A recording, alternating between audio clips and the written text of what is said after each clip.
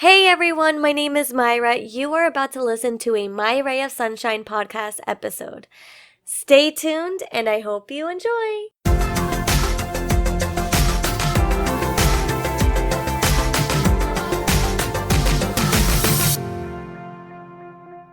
Hey everyone, and welcome to the My Ray of Sunshine podcast. My name is Mayra, and I'm hoping to help you receive the advice you deserve. Now, if you all are here, it's probably because you want to know how to deal with anxiety.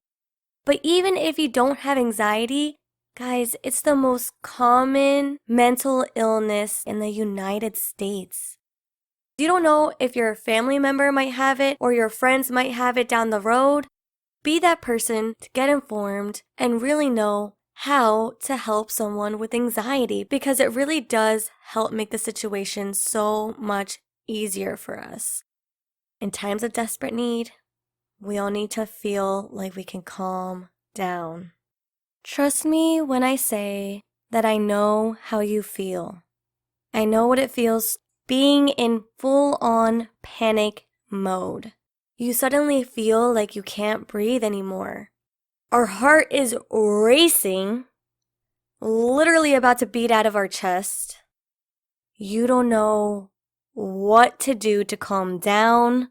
You're not fully present in the moment because all your thoughts are just going to like worst case scenarios. What if this were to happen? What if that were to happen? You're just panicking. And most importantly, you feel so alone. You feel so alone because you see everyone around you, they're just acting normal. They're fine. They are just fine. And then you think to yourself, why am I feeling this bad? Why can't I get out of my head right now? And as much as we want to get out of our heads, we just can't. Even talking about anxiety is making me a little bit antsy. For those of you that are listening that don't have anxiety, put yourself in our shoes. I have been dealing with anxiety for 20 years, since I was 4 years old. It wasn't until I got older where I wanted to do something about it, because it's not fun when it can rule our lives. It's not fun when it can control our minds, control the way we feel. Whether we feel like we can't stop shaking, or we can't calm down, or we can't breathe anymore because we're so terrified of the what if. It drove my mind crazy. And what drove me even crazier was when other people couldn't help me when I was in panic mode. And that's why I think this podcast is important, because, like I said, even if you don't have anxiety, you're going to meet someone in your life who does. Perhaps they don't vocalize it. Perhaps they just don't know how. They don't want to be judged. They don't want to feel like, they're different. I understand that completely. I understand. Because so many times I would stop myself from telling people about my phobia because no one really understood. I haven't found a person who can actually relate to the extremity that my phobia has kind of ruled over my life in a sense, and is actually really hard for me to talk about too. I suffer from emetophobia, and it's a fear of getting sick, of throwing up, and it's the most common phobia there is. It's the most common phobia because everyone does it. Everyone gets sick. But it's all about how we perceive it. For me, getting sick is like the end of the world. Honestly, like when I'm in panic mode and I think and I feel that I'm going to get sick, my feelings are so intense. And it's going to be so crazy for me to even say this, but I will, because hopefully someone can relate, even if it's not particular to that phobia, but a different phobia. Just hear me out. My feelings are so intense that I would rather die than have to get sick. There, I said it. It's all how it's perceived. It's all in our minds. But I've dealt with this fear since I was very little, and I just couldn't find my desire for food. I didn't want to eat because if I ate too much, then I was scared that I was going to get sick. If I didn't eat enough, there's a chance that I could get sick as well. Since I was a little girl, I would ask my mom, if I eat this, this, and this, am I going to get sick? And my mom, she's just trying to help. She's like, no, you're fine. And I would believe her. I needed some sort of certainty within my uncertainty. Because of that fear and the fact that you can't really control what happens, you can't really control that outcome, it just made me feel so powerless. And I feel like even if you don't have that phobia specifically, hopefully some of you can relate to that. Hopefully some of you can think to yourself yes, this is how I feel when I go on the plane. Or yes, this is how I feel about the dark or spiders or absolutely anything else. Because you would honestly rather die than to face it ever in your life.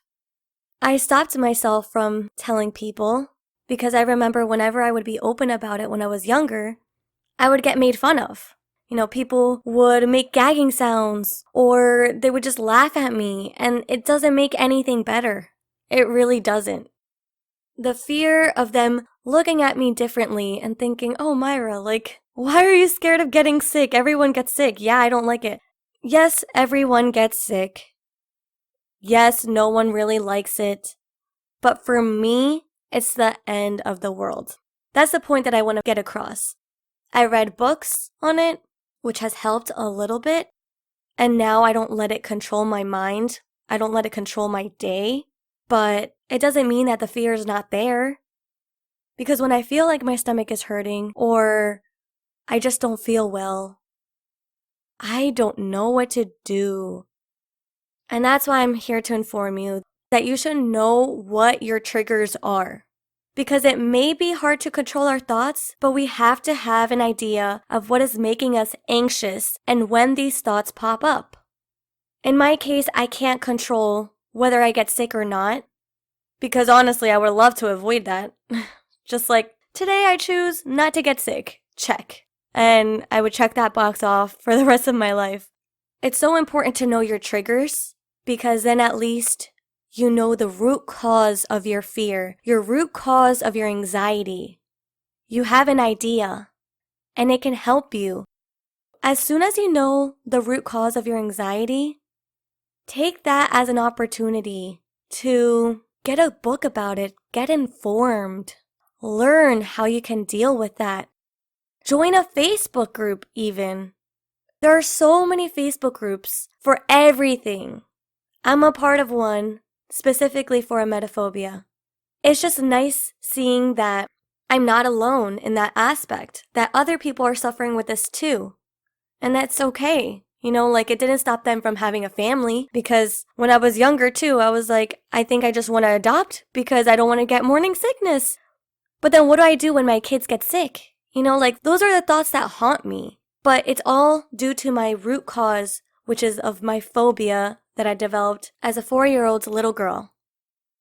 So just the fact that you can pinpoint what exactly is causing your anxiety, get informed. There are so many books out there that are willing to help you and that can help you see things from a different perspective. It can really help ease your situation in the sense that you can finally understand your mind. Because that's all it takes. It takes us to understand our mind to help us battle that.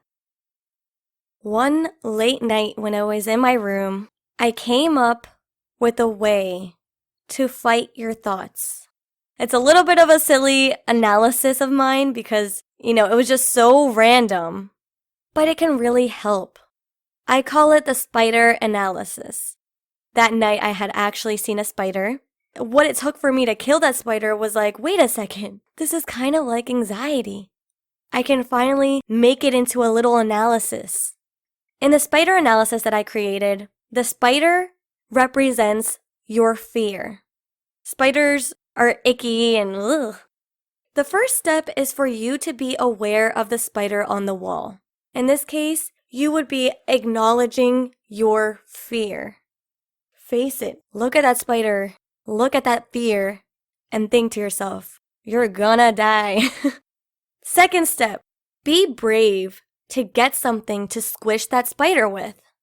In other words, find the courage within yourself to diminish your thoughts and take away its power. Because when you see the spider, you freak out. You don't want to run away though, because you don't know if that spider is going to crawl up on you, or if that spider is going to be somewhere on your bed, or you don't know where that is. So you have to keep an eye on it. Acknowledge the fear, look fear in the face, and then get the courage to find something to squash that spider. Whether that's, a sandal, a cup, anything that you might need to trap it. In the sense of talking about fear, you have to build yourself that courage and you're like, wait a second, let me attack this. Let me be brave to diminish these thoughts and take away its power. And that could also be being brave, having the courage to get your phone and distract yourself, calming down your breathing, slowing it down at a pace where you feel comfortable, being able to be aware of your surroundings so you cannot feel lonely, and getting out of your head in the process. Step number 3, squish the spider. In other words, make those haunting thoughts disappear. You're going to get rid of that spider. You're going to get rid of that fear. You're going to get rid of those thoughts that are haunting you, that are taking away your power, where you just feel hopeless. You are going to be able to look fear in the face and squash it. And it's going to feel so liberating when you do that. Once you find the courage that you don't want to be in your mind, and you want to instead focus your attention on something that makes you feel happy, maybe even it's listening to music, maybe it's coloring a book, but you're no longer acknowledging that fear. You're no longer having that thought that haunts you. That's your way of getting your power back. And now you can attack it head on. 4th step, clean up the mess. Clean up the mess, because when you kill a spider, it leaves all its little legs up there, all the goo. It's pretty disgusting. Clean up the mess, which in this case means that you switch gears for your thoughts and change them from negatives to positives. Rather than thinking to yourself, I can't get through this, I don't know what's going to happen. Rather than panicking yourself that way and making things so much worse, this is assuming that you already accomplished step 3, where you made those haunting thoughts disappear by finding the courage to distract yourself. Now, you just have to calm yourself down and tell yourself, I got this. I can get through this. I am going to be just fine. You need something that reinforces you to feel okay. Say that every time, like that little haunting thought pops back into your head and it's creeping back in. But no, do whatever you need to do to get your mind off of it. And then when that thought creeps back in, clean up that mess and tell yourself, I am going to be okay. You might still be terrified. Hey, that happens. But you got this. The 5th step is that there is no more spider. And you should smile because those thoughts are gone and you can resume with your day and not let it get the best of you. Congratulations! You did it! There's finally no more spider. The fact that you were able to acknowledge your fear, find the courage to diminish your thoughts. Make those thoughts disappear by distracting yourself, switching your thoughts from being negative to positive. Now hopefully you can be in that stage where you're no longer as terrified. I can't guarantee that it will go away 100%, but at least on a level where you are at 100, hopefully it can bring it down to like a 60. Hopefully you feel like you have some sort of power over your mind. At least I sure hope so. Once you complete those 5 steps, repeat as needed. I hope you enjoyed the spider analysis, and I really hope it helps you too. Another thing that I would recommend is to talk to someone about your anxiety. Don't isolate yourself. Talking about it can actually help you, especially when you're in panic mode. We already feel lonely going through panic mode and feeling like no one understands. Help them understand you. Inform them what you're going through. Tell them what is running through your head, what your thoughts are, what your fears are. They can't be mind readers either. They have to know how to help you. They want to help you. And once you tell someone about your anxiety, they will most likely tell you, you're going to be fine. Don't worry. But remind them that it's not easy for anxiety to leave your life like that. It's hard to snap out of, and that's why you need their help to do that. And also, don't feel guilty about your anxiety either. Don't feel like it can define who you are, because it's okay to not be okay. Just know that so many people out there are struggling with it as well. I am struggling with it as well. It can be very daunting, and you can almost feel like it's impossible to recover from that. It is possible. Just take away that power. Stop letting it control your life. I had to take a stand, and I really feel like it helped me because I informed myself with the book. I told myself, I need to control my phobia better. I need to know what's the root cause. It's wild to me to believe that our anxiety stems from a single belief that we grasp. It's how we feel like we should react towards that something. And that's why you just need to finally try to move on. It might not leave your life completely, but don't be afraid to get the help that you deserve to help you cope with that better. Whether that means going to talk to a therapist, whether that means taking medication to help calm down, do that. I support you. I'm sure everyone who cares about you supports you as well. You should do what is best for you and your mental health because it's so crucial to do that. And you got this. Don't be ashamed because once you admit that you need some support, people will be more understanding and can help you cope with that. They will try to give you the resources, the tools that you need to overcome it. It's just a matter of speaking up about it and putting your mental health first. A few of the lessons that I've learned is that distracting myself is key, which, if you remember, that is the second step of the spider analysis, finding the courage within yourself to diminish your thoughts and take away its power. You have to help yourself slow down your breathing and getting your mind off of that fear.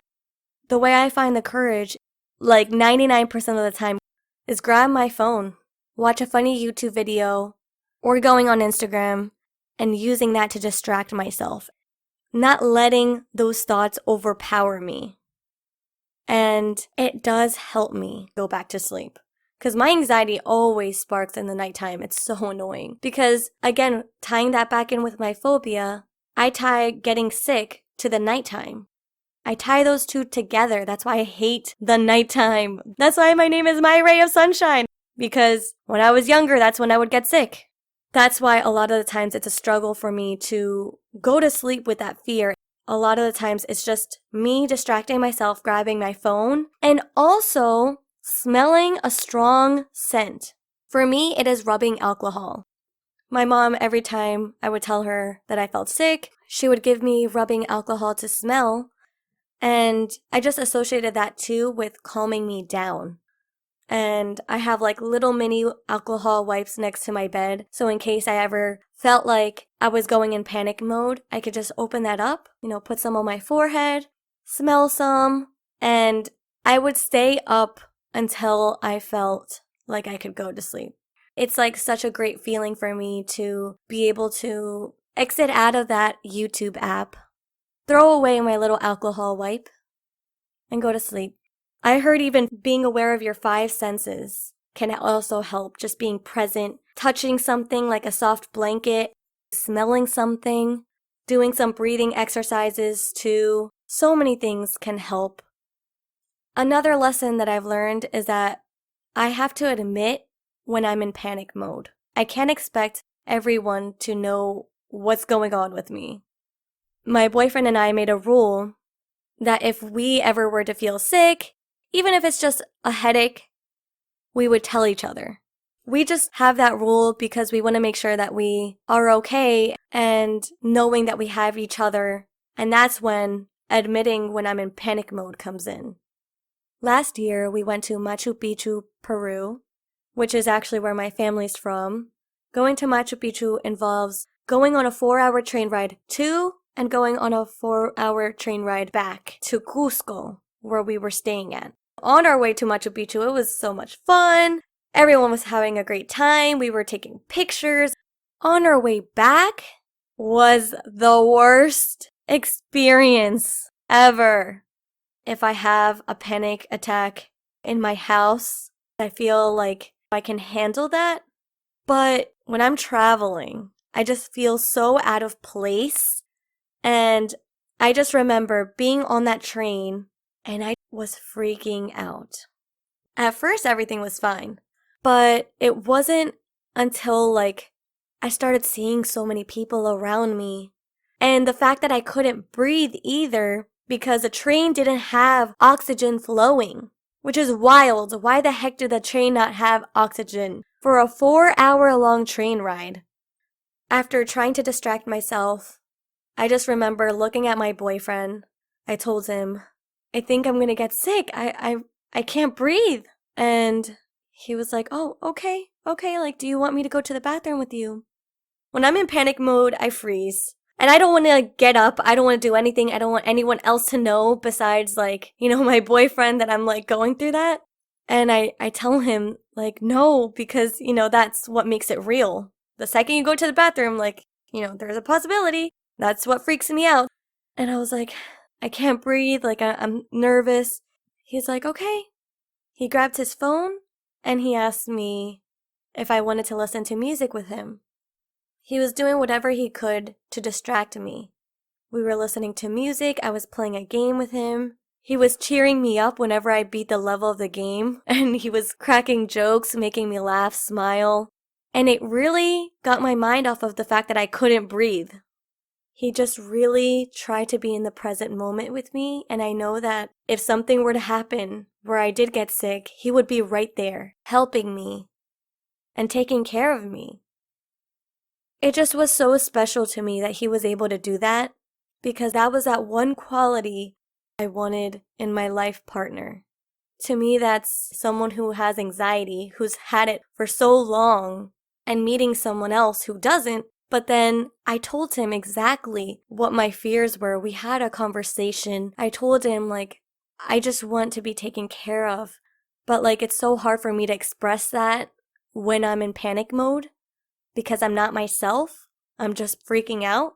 And he was the best person to help guide me through that.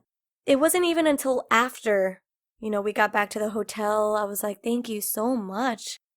I just felt so many feelings, so many emotions. And it was then when he told me that he purposely put on slow music for me to listen to so I can calm down, try to slow down my breathing. Looking back, that's just the sweetest thing.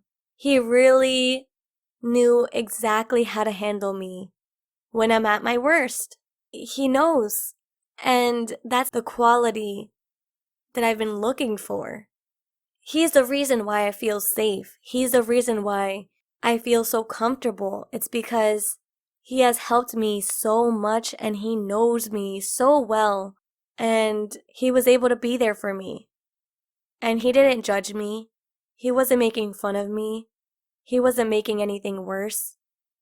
He was making everything 1,000 times better. And I don't know what I would do without him. I really don't. The biggest takeaway from this podcast is that for those of you that are suffering with anxiety, don't feel like you're alone. Don't feel like you're the only one suffering through this. I am right there with you, and just know that you can always find other people who are suffering from that too. I hope everyone has the strength to overcome anything that they're facing in their life. If you don't have anxiety and you've still been listening, hopefully You learned something from it. Hopefully you were able to understand us, understand our mind, understand our thought process. Because to you it might not make sense, but it really does feel like the world is ending. What you can expect from the My Ray of Sunshine podcast is that I will be giving advice on a variety of different topics, from how to manage stress to how to ask out a crush. You name it, I will cover it. I will be releasing an episode every Friday, so please stay tuned for the next one. So where can you find me, you must be wondering? You can find me on Instagram at myrayof.sunshine, MAYRAYOF.sunshine, or visit my website myrayofsunshine.com to take you to all the other platforms I am on, such as YouTube and Facebook. An easier way to find me is if you know the spelling of my name. I know it's a little bit different, but that's only because I'm Hispanic. My name is pronounced Mayra, and it's spelled Mayra, Mayra. Yeah. Hopefully now that you know me a little bit better, I want you to feel like you can come to me for advice. And I truly mean that because I really do care. I can't stress that enough. Ask me for advice. I'm not going to tell you to tune in the following Friday. I will help you, and I can also keep that in mind when I'm creating my other episodes, because who knows? Someone else might be dealing with your exact situation, and I'm all for helping as many people as I possibly can. Also, keep in mind that I am not a therapist, I'm not a psychologist, so I might not have all the answers that you need, but trust me when I say I will do my best to reach out to someone who has gone through those topics that we're discussing. I will do that. Leave it up to me. I want you to get the best out of each and every podcast episode that I release. Don't think I'll ever leave anyone hanging. I really hope this podcast made you smile at least once. Stay tuned for more advice and positivity next Friday. As always, it's Mayra. Have an anxiety-free day. Bye!